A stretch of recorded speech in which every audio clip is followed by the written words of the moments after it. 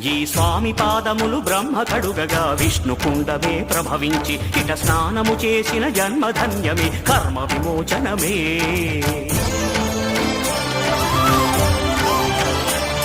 ఇట విశ్వవైద్యుడై స్వామియ చేయును రోగ నివారణమే.